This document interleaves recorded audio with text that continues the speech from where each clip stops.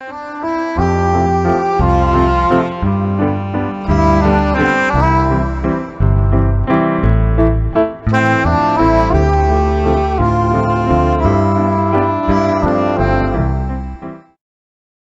딸과 남편을 두고 내 삶을 살아도 괜찮을까요?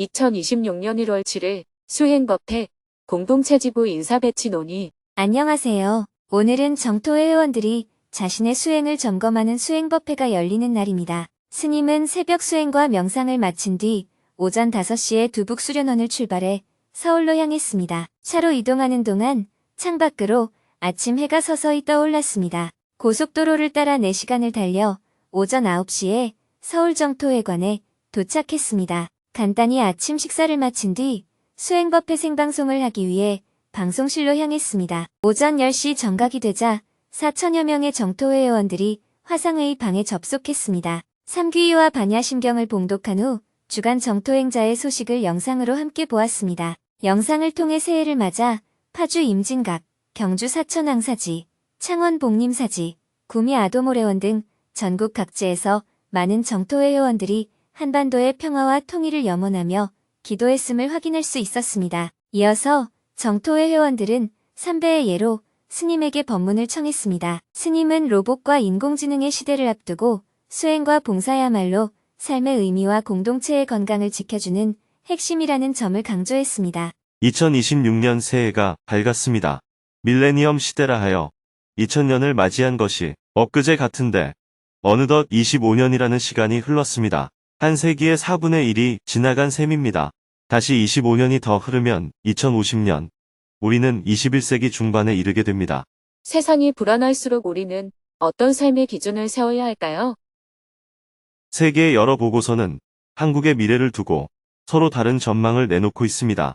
어떤 보고서는 한국이 세계 2위의 경제 대국이 될 것이라고 낙관하는 반면 또 다른 보고서는 세계 20위권 밖으로 추락할 것이라는 비관적인 예측을 제시합니다. 이처럼 낙관과 비관이 동시에 존재합니다. 그러나 우리는 이러한 전망에 일희일비할 필요는 없습니다. 낙관적인 예측에 마냥 들뜨거나 비관적인 전망에 겁먹을 이유도 없습니다. 중요한 것은 예측 그 자체가 아니라 앞으로 우리가 어떤 선택을 하고 어떤 책임을 질 것인가 하는 문제이기 때문입니다. 오늘의 현실에 안주하며 도전을 포기한다면 비관적인 미래로 향하게 될 것이고 여러 어려움 속에서도 도전 정신을 잃지 않는다면 낙관적인 미래로 나아갈 수 있을 것입니다. 이는 우리 사회만의 문제가 아니라 정토회 역시 마찬가지라고 생각합니다. 현재 전 세계적으로 인구 감소와 고령화, 경기 침체가 동시에 진행되고 있으며 특히 경제가 일정 수준 이상 발전한 선진국일수록 이러한 변화는 더욱 빠르게 나타나고 있습니다. 여기에 더해 종교 인구의 감소 또한 뚜렷한 흐름으로 나타나고 있습니다. 최근 통계를 보면 우리나라 성인 인구 가운데 무종교인의 비율은 51%, 종교를 가진 인구는 49%로 나타났습니다. 그러나 연령대별로 살펴보면 양상은 크게 다릅니다. 70대 이상 노년층에서는 종교를 가진 비율이 70%를 훨씬 넘는 반면 20대 청년층에서는 종교를 갖지 않은 비율이 70%를 넘습니다. 청년층과 노년층의 종교 인구 분포가 정반대의 모습을 보이고 있는 것입니다. 이러한 흐름이 지속된다면 특별한 변화나 노력이 없는 한 전체 국민 가운데 종교 인구의 비율은 점점 더 줄어들 수밖에 없습니다. 종교를 가진 비율이 높은 노령층은 자연 감소로 줄어들고 종교를 갖지 않은 젊은 세대는 사회의 중심으로 성장해 나가기 때문입니다.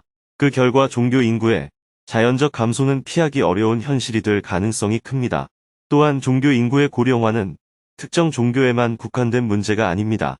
불교, 기독교, 천주교를 가리지 않고 공통적으로 나타나는 현상입니다. 종교 인구 가운데 노령 인구 비율이 가장 높은 종교는 불교가 아니라 천주교였고 그 다음이 불교, 그 뒤를 기독교가 잇고 있습니다. 다만 전반적으로 보면 종교별 큰 차이 없이 모두 노령 인구의 비율이 절대적으로 높은 구조를 보이고 있습니다. 이러한 도전 앞에서 우리는 대한민국 국민으로서 이 현실을 어떻게 극복해 나갈 것인지 또 한국 불교인으로서 종교가 안고 있는 어려움을 어떻게 헤쳐나갈 것인지라는 과제와 마주하고 있습니다. 그러나 더 근본적으로 보자면 대한민국이냐 불교냐 하는 구분을 넘어 어느 나라 사람이든 종교가 있든 없든 관계없이 인생을 어떻게 살아가야 할 것인가라는 질문이야말로 가장 본질적인 과제라고 할 수 있습니다. 일하지 않아도 사는 시대. 인간은 어떻게 살아가야 할까요? 지금까지 우리는 경제를 주로 생산의 문제로 바라보아 왔습니다. 생산을 위해서는 땅과 노동력이 중요했고, 대토지를 소유한 사람은 많은 노예나 농노, 노동자를 거느리며 부를 축적해왔습니다. 그러나 앞으로는 이러한 생산의 대부분을 로봇과 인공지능이 대신하게 될 것입니다.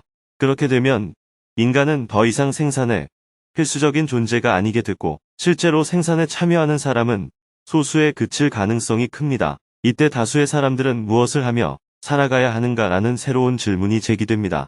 더 나아가 인구가 점점 줄어들면 생산할 사람이 부족해지는 문제가 아니라 소비할 사람이 없어 생산할 필요 자체가 사라지는 상황에 이르게 됩니다. 이는 우리가 지금까지 경험해온 사회적 경제적 과제와는 전혀 다른 차원의 문제입니다. 과거 인간의 고뇌는 어떤 일을 해서 먹고 살 것인가, 먹고 살기 위해서는 반드시 일해야 한다는 문제에서 비롯되었습니다. 그러나 미래에는 일을 하지 않아도 먹고 살 수 있는 조건이 갖추어질 가능성이 점점 커지고 있습니다. 어쩌면 과거 사람들의 눈에는 이러한 변화가 천국과도 같은 이상세계로 보일지도 모릅니다.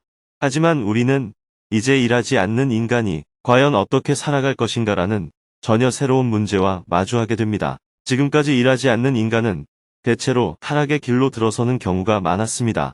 쾌락과 과소비, 마약과 같은 각종 중독에 노출되기 쉬웠기 때문입니다. 일하지 않고도 먹고 살 수 있는 사회가 과연 가능한가라는 질문에 대해 많은 이들이 의문을 제기합니다. 제 생각에는 그러한 사회는 충분히 가능하다고 봅니다. 다만 일하지 않으면서도 인간이 어떻게 건강하고 행복하며 자기 존재의 의미를 지니고 살아갈 수 있는가라는 문제는 미래 사회가 반드시 풀어야 할 새로운 과제가 될 것입니다. 미국의 원주민인 인디언 사회는 이 문제를 단적으로 보여줍니다. 미국 사회는 소수 집단인 인디언들이 일하지 않고도 생계를 유지할 수 있도록 일정한 지원금을 제공해 왔습니다. 그러나 그 지원금의 상당 부분이 술이나 마약에 소비되면서 인디언을 보호하려던 정책은 오히려 공동체를 붕괴시키고 삶을 무너뜨리는 결과를 낳았습니다.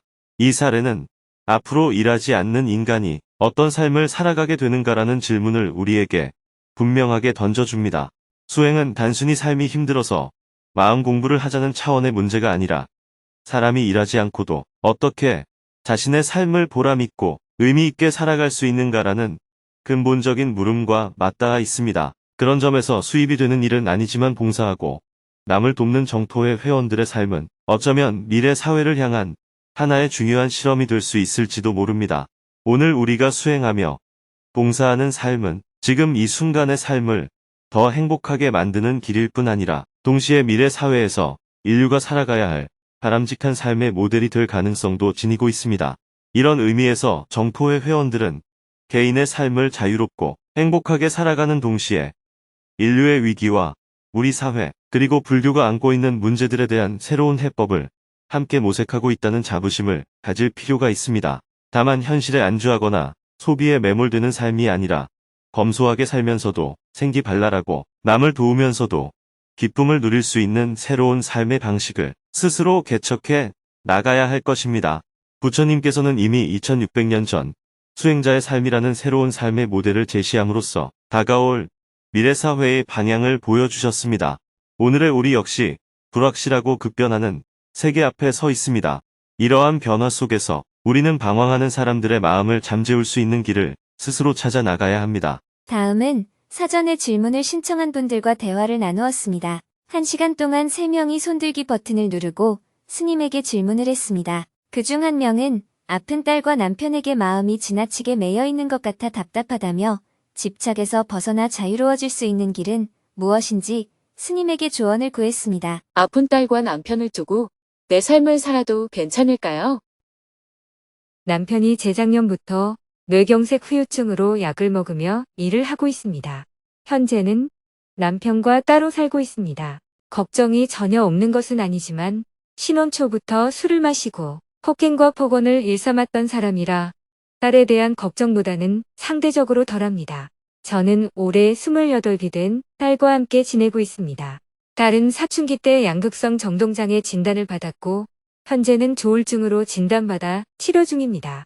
대학교 1학년 때 발병해 2달 정도 입원한 적도 있습니다. 작년 1월에 제가 인도 성지순례를 떠나기 직전에도 비행기 타기 전에 딸이 전화를 해왔습니다. 그 일을 겪고 나니 제가 없으면 이런 일이 생기는 것 같아 아이를 두고 어디를 가는 게 쉽지 않습니다. 지금 딸은 병원에 다니며 자기 생활을 비교적 잘해가고 있습니다. 마음으로는 딸을 한 사람의 어른으로 남처럼 대하려고 하는데 그게 잘 안 됩니다. 매일 기도하고 참회하며 살아가고 있지만 이 아이를 두고 정토회 활동을 잘해 나갈 자신이 없습니다. 제가 꿈꾸는 제 쓰임을 하며 살아가고 싶은 마음과 깨달음의 장이든 나눔의 장이든 인도 성지순례든 무엇이든 하고 싶은 마음이 마치 아이를 놓고 도망가는 것처럼 느껴져서 괴롭습니다. 가능하다면 아이보다 하루만 더 사는 게 제 작은 희망입니다. 남편과 딸이 모두 아픈 상황에서 아무 문제 없고 이만하면 다행이다라고 기도하고 있지만 잘 안 됩니다. 스님의 고견을 듣고 싶습니다. 사람의 욕심에는 끝이 없습니다. 개 한 마리를 키우면서도 내가 없으면 안 된다, 맡길 데가 없다는 이유로 인도 성지순례를 못 가겠다는 사람도 있습니다. 아이는 그래도 맡길 곳이 있을 수 있는데 개 때문에 못 간다는 경우도 있는 것이지요. 또 어떤 사람은 재래시장에서 하루 벌이를 해야 겨우 먹고 사는데 가게 문을 닫을 수가 없어서 어디를 갈 수 없다고 말합니다. 또 어떤 경우는 경제적으로는 전혀 부족함이 없지만 건강이 좋지 않아서 움직일 수 없다는 사람도 있습니다. 이처럼 못 가는 이유는 사람마다 제각각입니다. 경제 형편 때문에, 강아지 때문에, 환자가 있어서, 부모님 때문에, 남편 때문에 못 가는 사람들도 있습니다. 하고 싶지 않아서가 아니라 하고 싶지만 여건이 안 돼서 못 간다는 말입니다. 그래서 질문자가 딸 때문에 못 간다고 말하는 것은 제 입장에서 보면 특별히 예외적인 사정은 아닙니다. 오히려 갈 형편은 되는데 돌봐야 할 사람이 있어서 못 가는 경우는 애초에 경제적으로 어려워서 아무것도 할 수 없는 경우보다는 나은 상황이라고 볼 수도 있습니다. 경제적으로 어려우면 매일의 삶 자체가 공궁하지만 딸 때문에 못 가는 것은 성지순례나 여행을 안 가면 그만이지 일상 자체가 무너지는 것은 아니기 때문입니다. 딸이 조울증을 앓고 있다면 엄마에게 의지하는 만큼 엄마가 자리를 비울 때 심리적 불안이 커지고 그로 인해 증상이 재발할 가능성도 높아질 수 있습니다. 그렇다면 지금은 딸을 돌보며 사는 것이 맞습니다. 그러다가 이제는 내가 조금 자리를 비워도 되겠다는 판단이 들면 그때 한 번씩 다녀오면 됩니다. 혹시 다녀온 사이에 딸이 증상이 심해져 병원에 실려갔다면 돌아와서 병문안을 가면 되고 상태가 안정되면 다시 데려오면 됩니다. 이것은 방치도 아니고 포기도 아닙니다. 딸을 죽든 살든 내버려 두고 내 마음대로 살겠다는 태도는 분명 이기심입니다. 그러나 병을 가진 딸에게도 행복하게 살 권리가 있듯이 그런 딸과 남편을 둔 질문자에게도 행복하게 살 권리가 있습니다. 이 두 가지는 서로 상반되는 것이 아닙니다. 내가 없으면 딸에게 사고가 날 것이다라는 생각은 차 사고가 날까봐 차를 못 타고 비행기 사고가 날까봐 비행기를 못 타는 것과 같은 이치입니다. 깨달음의 장에 가고 싶다면 갔다 오면 됩니다. 다녀오는 동안 무슨 일이 생기면 돌아와서 그 일을 처리하면 됩니다. 깨달음의 장에 참여하는 도중에 사고가 났다고 해서 중간에 돌아온다면 애초에 그 자리에 참여할 준비가 덜 된 것입니다. 깨달음의 장에서는 누군가 돌아가셔도 수행 중에는 연락을 주지 않습니다. 끝나고 장례식에 가면 되기 때문입니다. 그 정도의 관점이 되어야 비로소 내가 내 인생의 주인이 될 수 있습니다. 어차피 죽을 사람은 죽고 아플 사람은 아픕니다. 그런 일을 내가 만든 것도 아니고 내가 가서 살릴 수 있는 것도 아닌데 그 모든 상황에 대해 내가 책임을 져야 할 이유는 없습니다.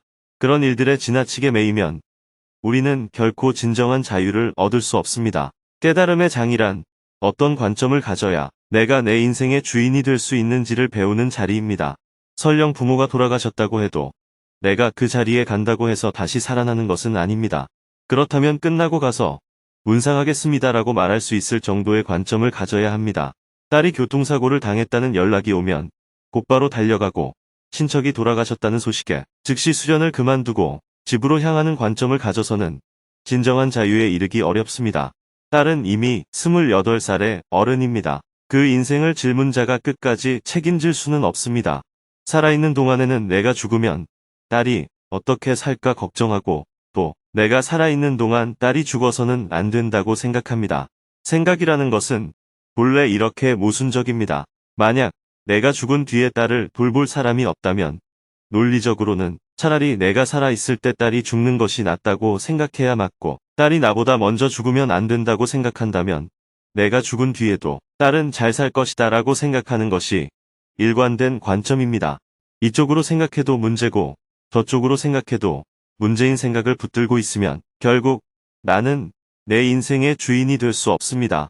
남편이 술을 마시고 폭언과 폭력을 일삼는다면 지금처럼 따로 사는 것이 낫습니다. 뇌경색 후유증이 심해져서 술도 안 마시고 폭언도 하지 않으면 그때는 환자로서 돌보면 됩니다.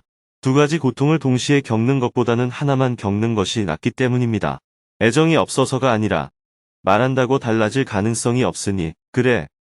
네가 사는 데까지 살아보고 병이 나서 아무도 돌볼 사람이 없으면 내가 부인이니까 돌봐주겠다라고 생각하면 됩니다. 집에 늦게 돌아오면 뇌경색 후유증이 심해지지 않아서 다행이고 뇌경색 후유증이 심해지면 빨리 돌아와서 또 다행입니다.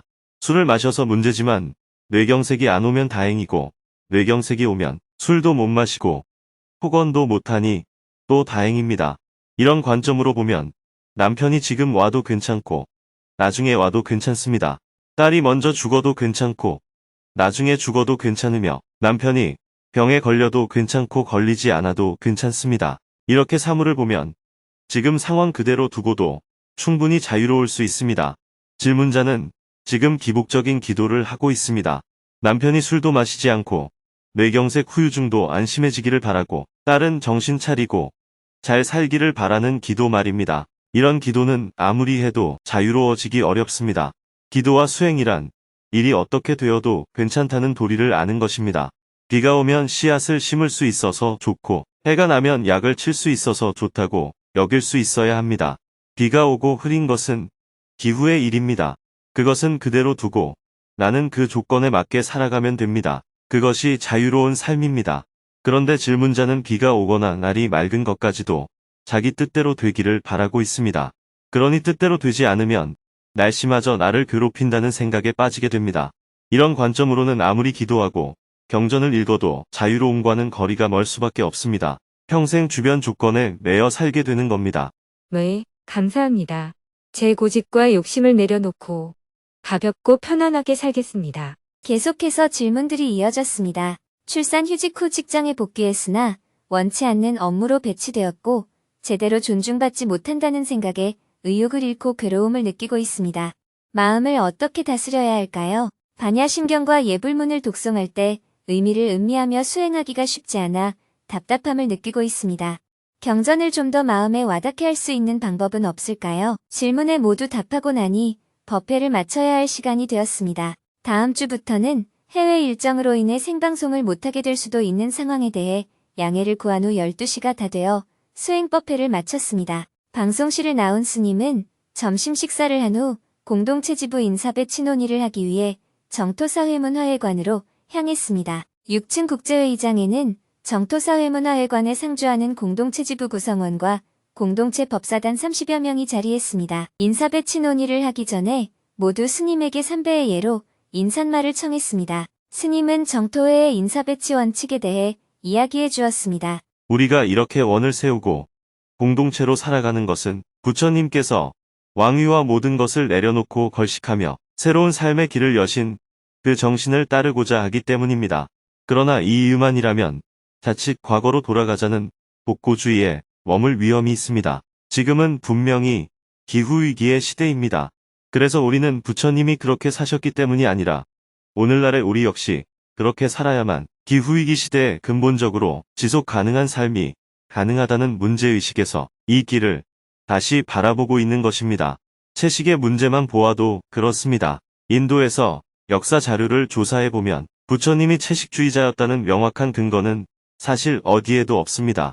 자이나교는 분명한 채식주의 전통을 갖고 있지만 불교는 그렇지 않습니다. 그럼에도 불구하고 대승불교 전통을 잇는 정토회에서 채식을 실천하는 것은 교리의 문제가 아니라 문화적 전통에 해당합니다. 여기에 더해 기후위기 시대에 들어서면서 축산업이 기후위기를 유발하는 가장 큰 요인 가운데 하나라는 점도 분명해졌습니다. 그렇다면 이 전통을 굳이 버릴 필요는 없고 오히려 오늘의 현실에 맞게 계승하고 살려나갈 필요가 있지 않겠느냐는 것입니다. 줄과 정신은 가치의 문제이고 절에서 채식하는 문화는 전통의 문제입니다.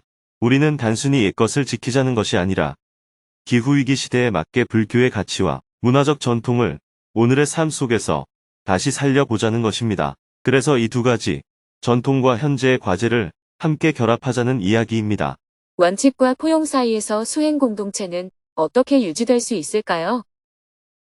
이 과정에서 반드시 짚고 넘어가야 할 것이 바로 원칙입니다. 우리가 왜 이렇게 모여서 살아가는지를 먼저 분명히 해야 합니다. 개인이 편하게 살기 위해 모인 공동체는 아니기 때문입니다. 이러한 원칙이 흔들리고 훼손되는 분위기가 되면 상가는 오래 유지될 수 없습니다. 그래서 원칙은 분명히 세워지고 지켜져야 합니다. 그러나 원칙만 지나치게 강조하면 또 다른 문제가 생깁니다. 시비가 많아지고 왜 원칙을 지키지 않느냐는 말 속에서 원칙을 지키지 못한 사람이 마치 죄를 지은 것처럼 느끼기 쉽습니다.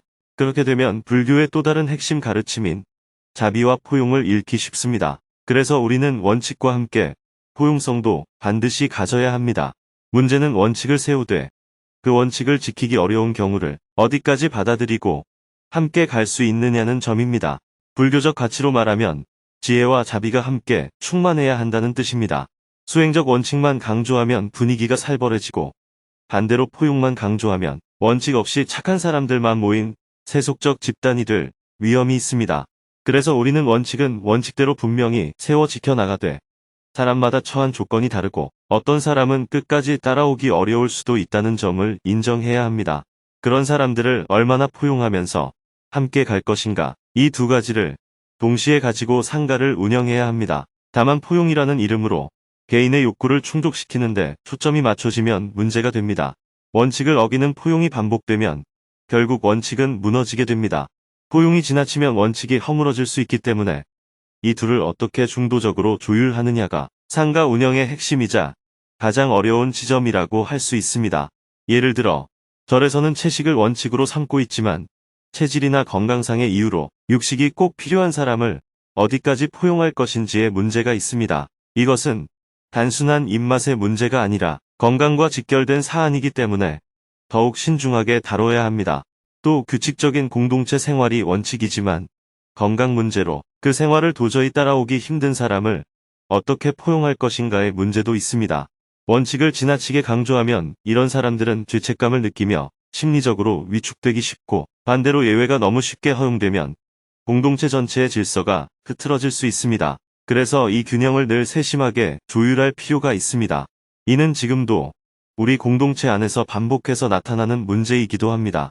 앞으로 회의를 하거나 규율을 정할 때에는 원칙은 가능한 한 지키는 방향으로 방침을 세우되 그 원칙을 지키기 어려운 개인에게는 포용의 정신을 살려 도반으로서 함께 간다는 자세가 필요합니다. 이것이 우리가 가져야 할 대원칙입니다. 원칙을 허무는 것이 아니라 개인의 처지를 이해하고 수용하는 관점이 필요하다는 말입니다.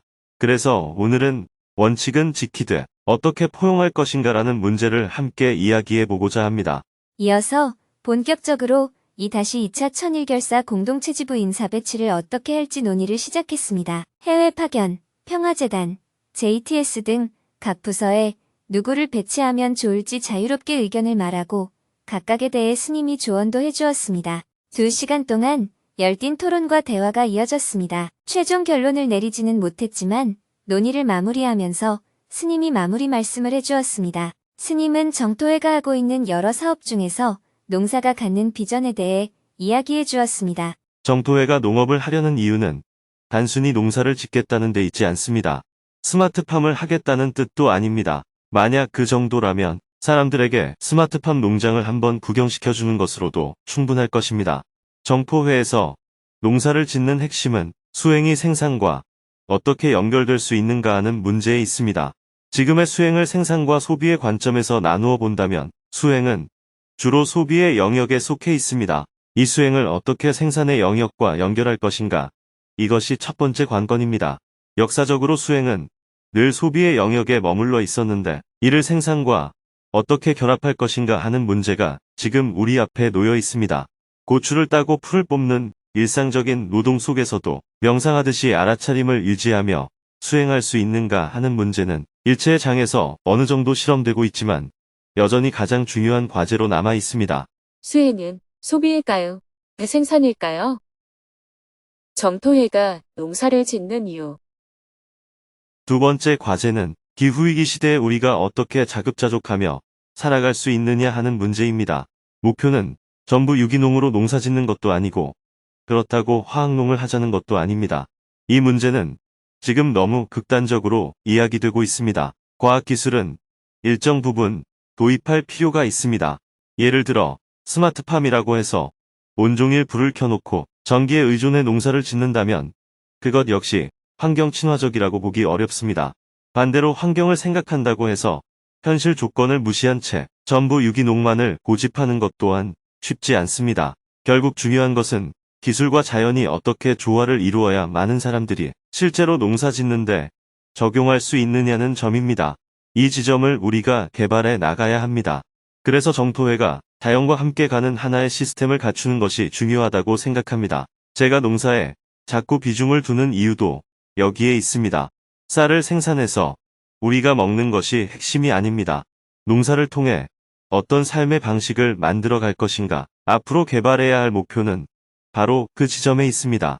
이를 위해서는 환경 관련 시설을 반드시 보강해야 합니다. 예를 들어 문경수련원의 경우 우리가 사용하는 오폐수가 정화시설을 거쳐 그 물로 채소를 키우고 다시 자연으로 순환되는 과정을 실제로 보여줄 수 있어야 합니다. 말로만 환경을 이야기할 것이 아니라 비용이 들더라도 그런 시스템을 갖추어야 합니다. 현재로서는 이러한 시설을 설치할 수 있는 여건을 갖춘 곳이 문경수련원이 가장 적합하지만 아직까지는 실행으로 이어지지 못하고 있는 상황입니다. 우리는 환경을 이야기하지만 실제 삶의 방식은 일반인과 크게 다르지 않은 경우가 많습니다. 머리로만 환경을 생각하고 있는 셈입니다. 그렇다고 해서 환경운동을 한다며 동물처럼 살 수는 없습니다. 결국 이 문제를 현실적으로 어떻게 풀어갈 것인가가 관건입니다. 조건이 허락한다면 이런 시설을 두북수련원에 설치하는 방안도 검토해 볼 수 있을 것입니다. 그렇게 되면 오폐수를 하수구로 흘려보내는 방식이 아니라 자체적인 친환경 정화 시스템을 갖추어야 합니다. 또는 올해부터 새로 불사를 하게 되는 철용사에서 먼저 시도해 볼 수도 있을 것입니다. 그러나 상수도와 하수도를 단순히 연결하는 수준에 머문다면 그것은 기존의 전통적인 절의 모습에서 크게 벗어나지 못합니다. 우리가 지향하는 것은 그보다 한 단계 더 나아간 모습입니다. 하수가 정화되고 그 물로 밭에 작물이 자라며 다시 우리가 그 작물을 먹는 순환 구조가 만들어져야 합니다. 이를 위해서는 화학 제품의 사용을 제한하거나 인체에 해로운 세탁세제를 사용하지 않는 등의 규칙도 필요해질 것입니다. 비누나 세탁기를 사용할 것인지 여부도 함께 논의해야 합니다. 이런 조건들이 갖추어졌을 때 국제적인 행사나 명상 프로그램을 진행하며 사람들이 견학을 오면 이런 방식으로도 농사를 짓고 절을 운영할 수 있구나 하고 직접 보고 느낄 수 있게 됩니다. 이것이 중요합니다. 지금 우리의 건물들을 보면 일반 건물과 크게 다르지 않습니다. 말로는 친환경 건물이라고 하지만 실제로는 태양광 패널 몇 개 얹어놓은 정도에 그치고 있는 것이 현실입니다. 비용 문제로 그렇게밖에 할 수 없었던 측면도 있습니다. 그러나 앞으로 새 건물을 짓게 된다면 비용이 조금 더 들더라도 이런 시스템을 제대로 갖추어 견학이 가능한 모델로 만들어 갈 필요가 있습니다. 제가 환경 아파트를 만들자는 제안을 여러 차례 드린 것도 바로 그런 이유입니다. 여러분 가운데에는 이렇게 바쁜데 왜 농사에 인력을 투자하느냐는 문제를 제기를 하는 분들도 계실 것입니다. 그러나 이것은 단순히 농사를 짓거나 건물을 짓는 차원의 이야기가 아니라 하나의 삶의 모델을 만들어 보자는 제안입니다. 이런 관점에서 농사와 공동체의 방향을 조금 더 깊이 있게 고민해 주셨으면 합니다. 오후 4시에 전체 논의를 마친 후 오래 활동한 실무자들 중심으로 미진한 논의를 1시간 더 이어간 후 오후 5시에 모임을 마쳤습니다. 해가 저물고 저녁 7시에는 공동체 법사단과 온라인으로 인사배치 논의를 이어갔습니다. 오후 토론에서 종결하지 못한 내용에 대해 더욱 깊이 있는 토론을 진행한 후 밤 9시가 넘어서 회의를 마쳤습니다. 내일 새벽 4시에 정토사회문화회관을 출발해 인천국제공항으로 이동한 뒤 비행기를 타고 인도네시아 아체주로 향합니다. 아체주는 최근 집중호우로 인한 홍수와 산사태로 큰 피해를 입었으나 국제사회의 지원이 충분하지 않아 많은 주민들이 생존의 어려움에 처해 있는 상황입니다. 내일부터 이틀 동안 피해 지역을 직접 답사하며 긴급 구호 활동을 위한 구체적인 계획을 세울 예정입니다.